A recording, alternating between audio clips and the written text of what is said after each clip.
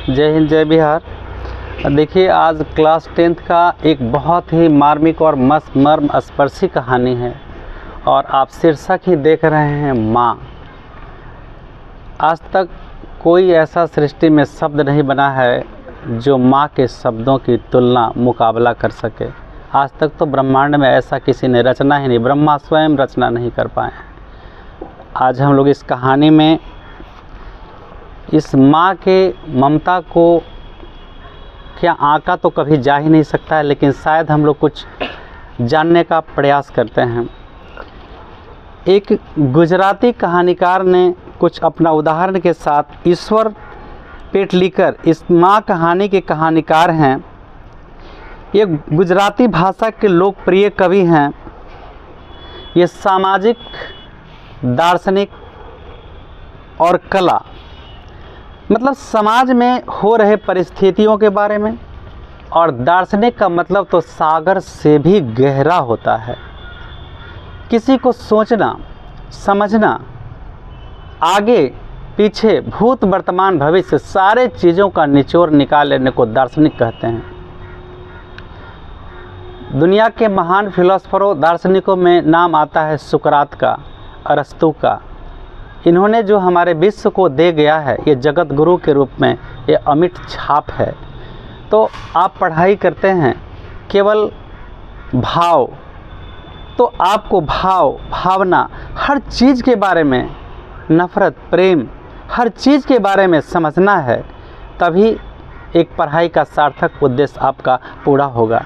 इस कहानी में मुख्य रूप से हमारे जो कहानीकार हैं, एक माँ के ममता का बहुत ही मार्मिक चित्रण प्रस्तुत किए हैं। एक माँ के 4 संतान हैं, 2 बेटे और 2 बेटियाँ।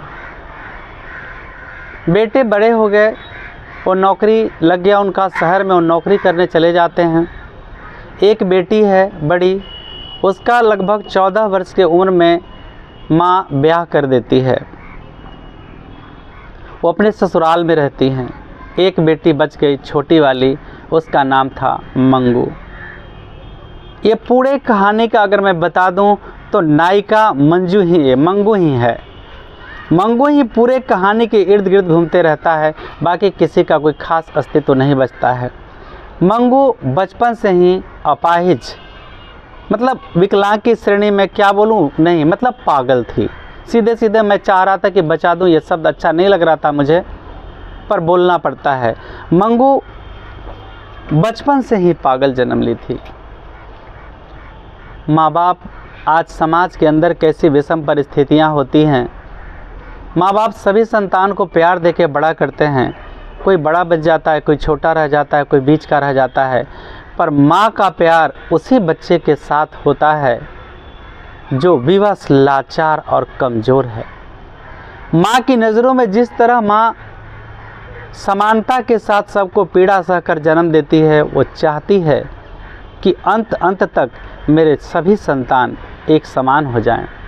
पर विधाता का रचना कहें या भाग्य का लेखा, इससे हम तो कुछ नहीं कह सकते हैं।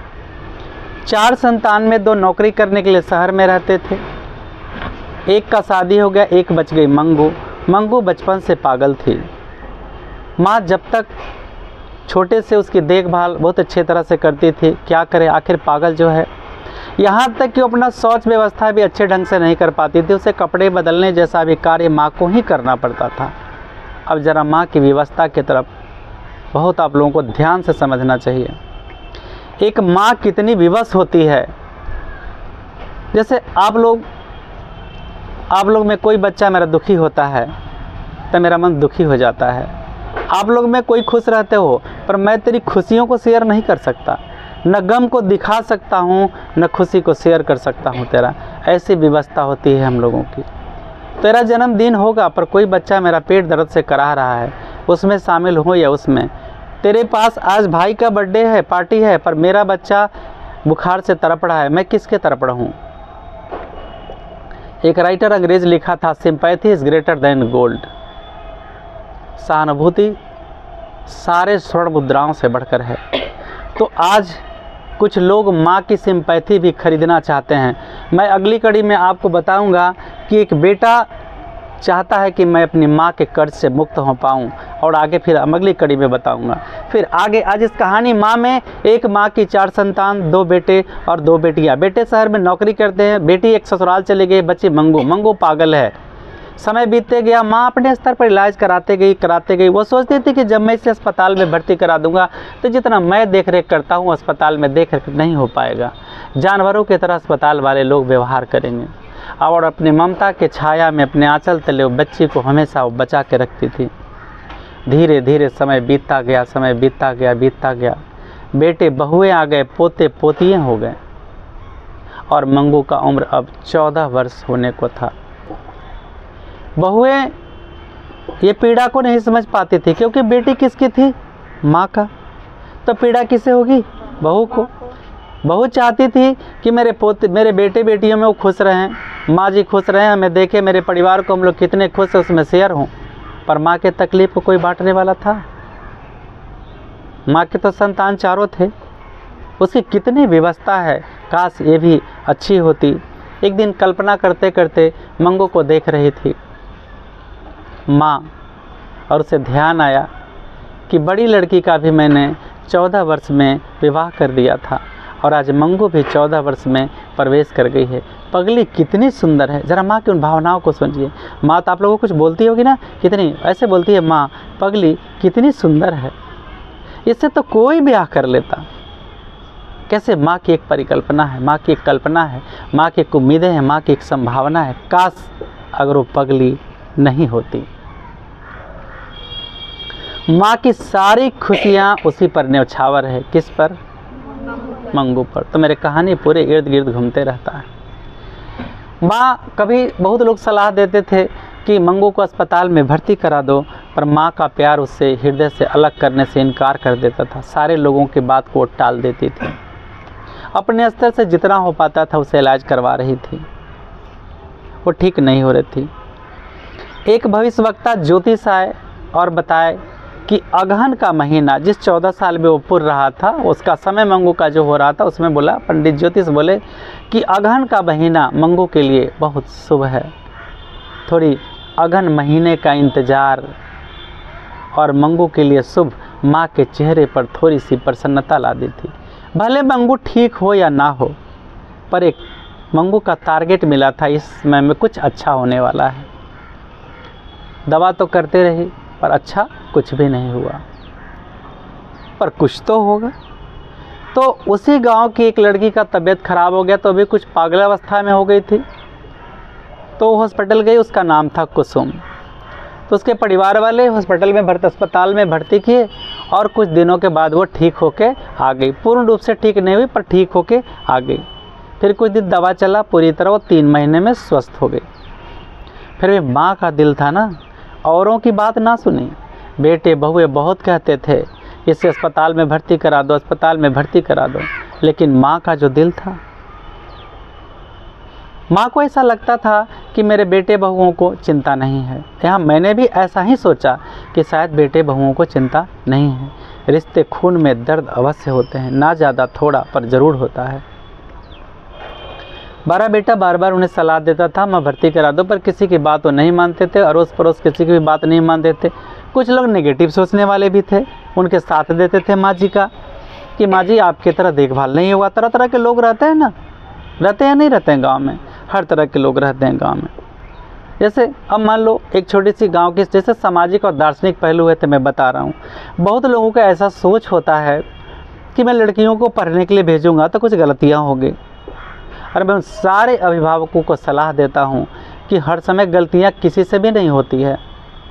हम जब ज्ञान दे देंगे, इनको शिक्षा दे देंगे और ये अपना हक, अधिकार और कर्तव्य पहचान जाएंगी, तो केवल क्या अपने अधिकार पहचानेंगी या कर्तव्य भी पहचानेंगी। अधिकार के साथ कर्तव्य। अगर हम भारत के नागरिक हैं, ये मेरा मूल अधिकार है, तो देश के प्रति मेरा कर्तव्य भी है।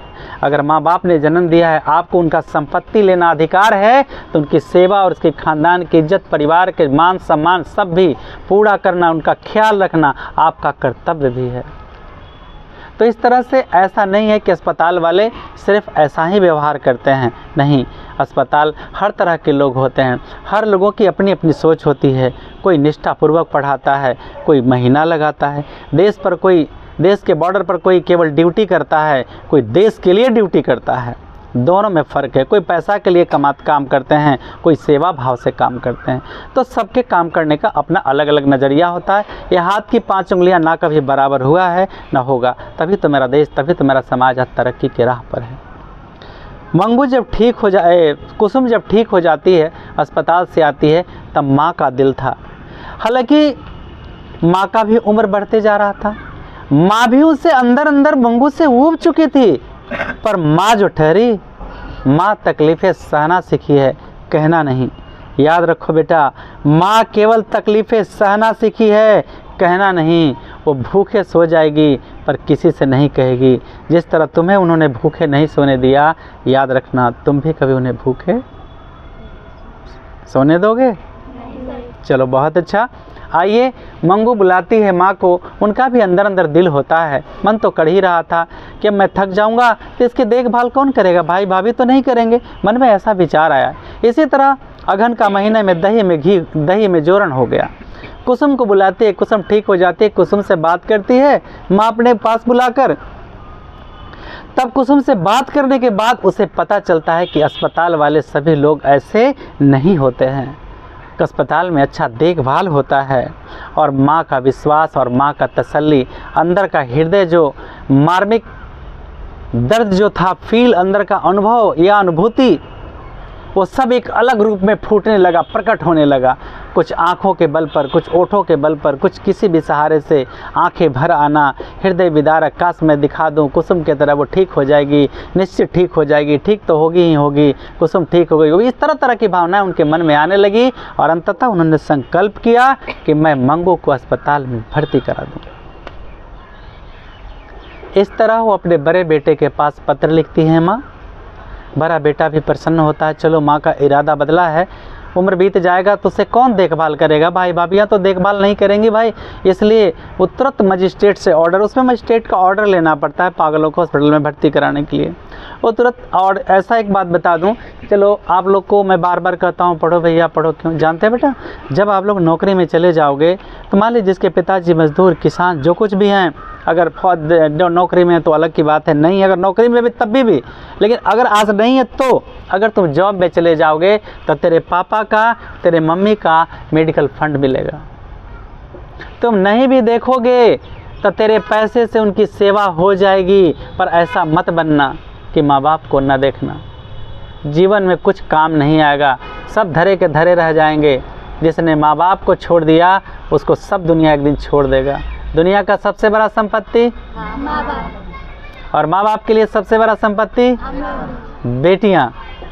बेटे का तो सारे संपत्ति दे देते हैं यार, मेरी तो मूल संपत्तियाँ तुम लोग हो। हिफाजत करोगे ना मेरे सम्मान का।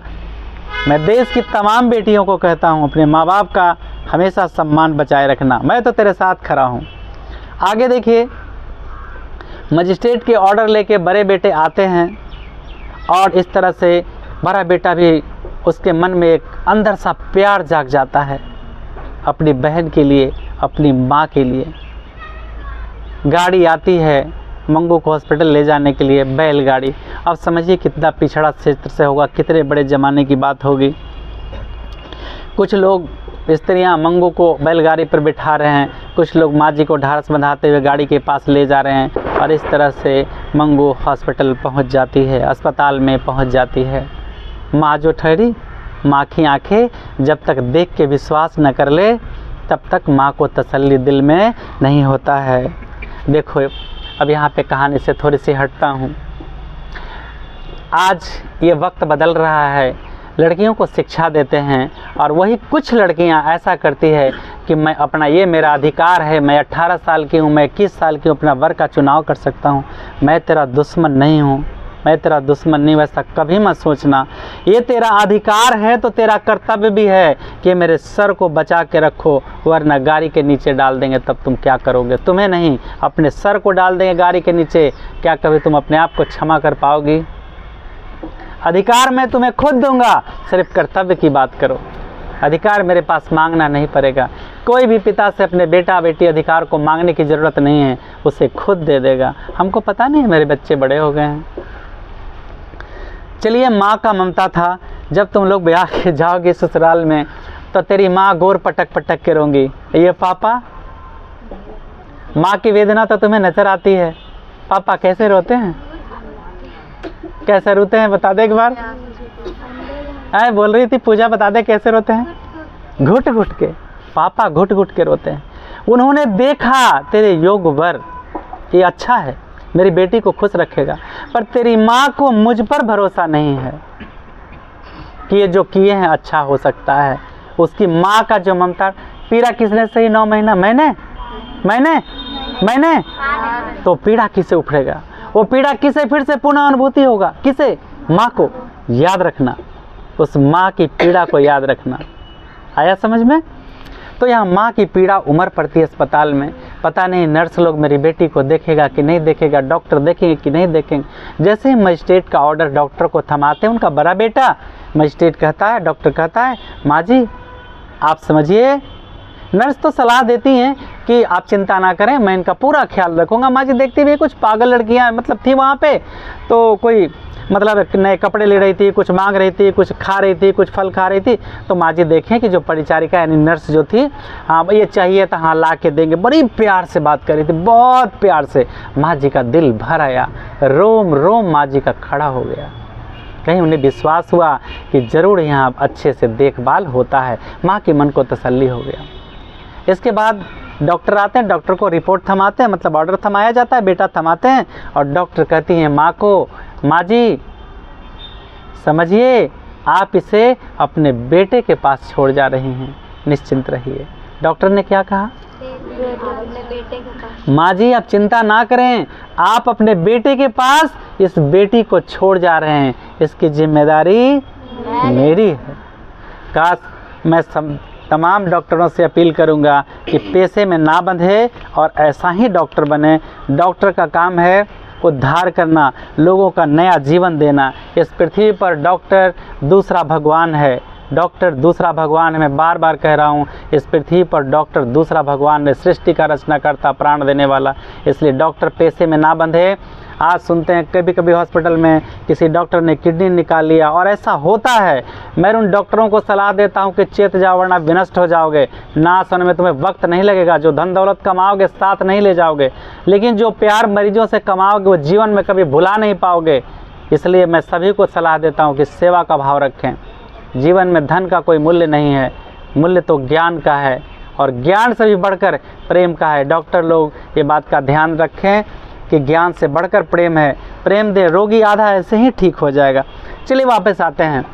मंगू हॉस्पिटल में भर्ती हो जाती है। अब मेरे मन में ऐसा लगा था, क्या उस बेटे को बहन के लिए प्यार नहीं है या माँ के पीड़ा की अनुभूति नहीं है? ऐसा मेरे मन में ग्लानि था, पर ऐसा नहीं था। जैसे जैसे अस्पताल में भर्ती करा के बेटा जब रास्ते में आते रहता है तो उसके मन में अपार विचार प्रकट होते हैं।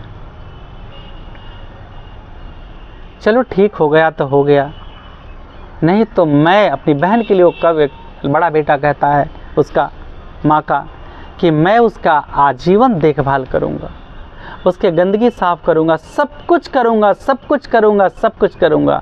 और यहाँ उस बेटे को अपने माँ के पीड़ा का अंतरात्मा से फीलिंग होता है, अनुभूति होता है, महसूस होता है, और वहाँ माँ के अपनी पीड़ा को फील कर रहा है कि मेरी माँ कितनी आज पीड़ा में है। मंगू को अस्पताल में भर्ती कराकर, चलो बेटा सोचता है मन ही मन कि अगर मंगू ठीक हो गई तो अच्छा बात है, अगर नहीं तो माँ के ना रहने पर भी मैं अपनी बहन का सेवा करूँगा, पूरे जीवन भर करूँगा, पर मैं इसे दुखी नहीं रखूँगा। पर होता क्या है, वो घर में वापस आते हैं। देखो बेटा, एक पड़ोसन कैसा होना चाहिए। उनके पड़ोस की जो औरतें थीं, कुछ लोग तो उनके लिए खाना बना के रखे थे। एक ऐसा पड़ोसन होना चाहिए। पड़ोसन का मतलब परिवार। प से पड़ोसन, प से परिवार। आधा दर्द को हर लेने वाले को पड़ोसन कहते हैं, है ना। लेकिन कुछ लोग पड़ोसन पिन मारते हैं। पड़ोसन नहीं है वो पड़ोसन उसे नहीं कह सकेंगे, विरोधन कहेंगे उसको। क्या कहेंगे उसको? विरोधन, पड़ोसन नहीं कहेंगे, ठीक है। तो पड़ोसी का मतलब होता है दर्द वेदना को बांट ले, दुख को कम कर दे ना। समझ में आया? तो इस तरह से पड़ोसन खाना बना के रखती है, उन्हें जाने पर घर खाना देती है दोनों को, लेकिन वो खाना नहीं खाते हैं। बहन को छोड़ के आया भाई, माँ बेटी को छोड़ के आया माँ, कभी खाना उसे ढुकेगा नहीं ना। तुम लोग भी जब जाओगी ससुराल ना तो हम लोग को खाना नहीं ढुकता है, ठीक है, लेकिन क्या करें, दुनिया को दिखाना पड़ता है ना। चलो वापस। तो इस तरह से वो आते हैं और रात भर दोनों को नींद नहीं आता है, न माँ को न बेटा को। तरह तरह की उम्मीदें, तरह तरह की संभावनाएं, तरह तरह के विचार उसके मन में प्रकट होते रहते हैं। बेटा सोचता है ठीक होगी तो भी, नहीं होगी ठीक तो भी, मैं मंगू का सेवा करूंगा। जैसे माँ के पीड़ा को आज यहाँ उसने कल्पना कर लिया, कल्पना क्या कर संकल्प कर लिया कि अगर माँ नहीं भी रहेगी, माँ जब तक है नहीं रहेगी, तो मैं मंगू को देखभाल करूंगा, लेकिन उससे कष्ट नहीं होने दूंगा। ठीक वैसे ही देखूंगा जैसे मेरी माँ देखती थी। और जब सुबह होता है तो ठीक वही परिस्थितियाँ बेटा पाता है जिस तरह मंगू थी पागल का रूप में बेटी के वियोग में, वियोग ही तो कहेंगे, वियोग मतलब लगाव हुआ, बेटी के वियोग में उसकी माँ भी विक्षिप्त हो गई, मतलब पागलों जैसा हो गई। आज बेटा हमारे समाज में ये हाथ के 4 उंगलियां हैं, है ना, 5 उंगलियां हैं ना, ये 4 मैंने इस कहा कि ये, और एकलव्य छलिया गुरु इसे कटवा लिए थे, तो शिष्य ने साबित कर दिया था कि ये नहीं है तो क्या हुआ, मैं 4 से करके दिखा दूंगा। वो इसीलिए गुरुकुल बदनाम है। हर लोग कहते हैं एक ही अर्जुन होगा, और मैं कहता हूँ हर एक को अर्जुन बना दूंगा, फिर किसी अभिमन्यु का वध नहीं होगा, फिर किसी भी अभिमन्यु का वध नहीं होगा। ऐसा ही मैं सोचता हूँ, पर आप लोग को साथ देना पड़ेगा। ये हमारे आज समाज में 4 संतानों में आपस में हीन भावना समाज के किस परिस्थितियों को उजागर करता है। एक आगे बढ़ जाता है, पीछे वाले पर नज़र नहीं डालता है, भाई भाई कहने से भाई को इनकार कर देता है। क्यों? कभी माँ की तरफ को देखा है अंदर से कि माँ कितना तड़पती इस दर्द के लिए? उसी माँ का बेटा किसी न किसी कारण वो आगे बढ़ जाता है और एक पीछे रह जाता है, लेकिन माँ का क्या विचार होता है? सभी समान होता, क्योंकि 9 महीने उसने समान पीड़ा सही थी ना। इक्वलिटी, बराबरी करना, समानता करना माँ का धर्म है, माँ का कर्तव्य है। तो पुत्र का भी कर्तव्य बनता है कि माँ के पीड़ाओं का ध्यान रखे और उसे कभी पीड़ित ना होने दे। क्या मैं कुछ लेकर आया हूँ? क्या लेकर जाऊँगा? खाली हाथ आया रे बंदे, हाथ पसारे जाएगा। बस इतनी सी समझ ले, न लेकर आया है न लेकर जाएगा। इसलिए हमेशा प्यार से, अगर किसी को मुस्कुराहटें नहीं देते हैं तो आप गम ना दीजिए, हो सके तो हर पल कोशिश तो करके देखिए, मुस्कुराहटें अवश्य आएंगी। और आप दूसरे को मुस्कुराइएगा, परमात्मा आपको हमेशा मुस्कुराता हुआ देखेगा, क्योंकि हम उसके क्या हैं? हम उसके पुत्र हैं ना। तो कभी पिता चाहेगा कि मेरे पुत्र दुखी रहें? हाँ। तो हम आज जो हमारे समाज में असमानताएं हैं, विषमानताएं हैं, जो अपंग, अपाहिज या किसी तरह के पागल लोग रहते हैं, उन लोग पर दया नहीं करते हैं, वो दया के पात्र हैं। इस समाज में जो असमानताएं हैं, हम सबको ख़त्म करना होगा। हम क्यों पढ़ते हैं? इसीलिए कि असमानताएं रहें।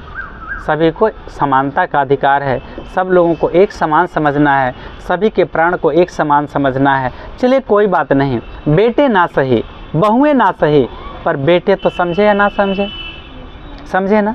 हाँ। तो एक बात आपको बता दूं, आज हमारे समाज में बहुएं जब ब्याह के घर आती हैं तो समझती हैं पति पर मेरा धरोहर अधिकार है। अरे माँ ने जन्म दिया है ना, उसकी अधिकार नहीं है? बहन है, उसकी अधिकार नहीं है?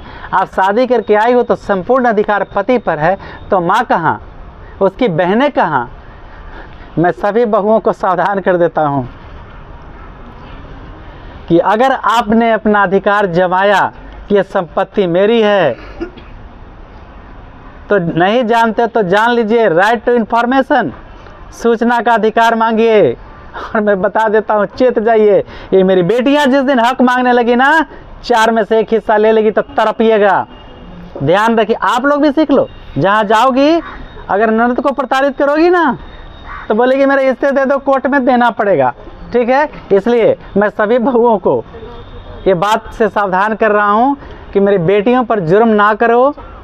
अगर इसे ननद समझ के जुर्म करोगे तो मांग देगी हिस्सा, तो बोलूँगा मैं ही सलाह दूंगा, बेटी कोर्ट जा, वहीं से तेरा हिस्सा मिल जाएगा। मैं मुझ पर क्यों आरोप लगा रही है?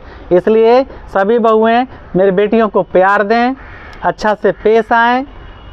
अधिकार ये नहीं मांगेगी, ये मेरा संस्कार है, चाहे किसी भी धर्म के हों। मेरी बेटियां अधिकार मांगने वाली नहीं है। आप इसे इज्जत दें, अच्छा से रखें, आए जाए तो सम्मान करें। ये मिली, इमली घुटाया जाता है ना, इसका मतलब होता है इमली जो घुटाया जाता है मायके के कपड़ा से, ठीक है, हाँ मामा।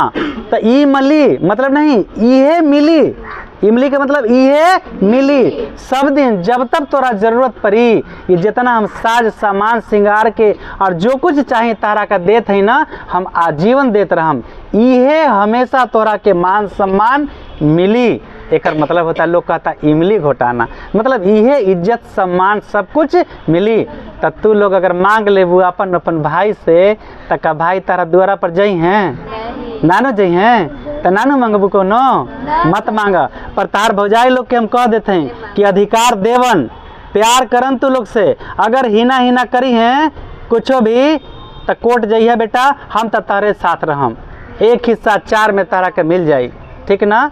तो हमार मैसेज बा दुनिया के तमाम भाभी लोगन के मैसेज बा, बहू लोगन के मैसेज बा कि अपन ननद लोग से प्यार करा। ये मंगू के तरह हीन भावना से मत देखा, न तो कल बेटियां पढ़ल बारी मांग ली अधिकार तो छटपटा के रह जाइबा। 1 करोड़ में 25 लाख ही ले लिए हैं, समझ ला। खैर, इसी के साथ मैं विराम देता हूँ। मैसेज सुनने के लिए सभी को धन्यवाद। जय हिंद, जय बिहार।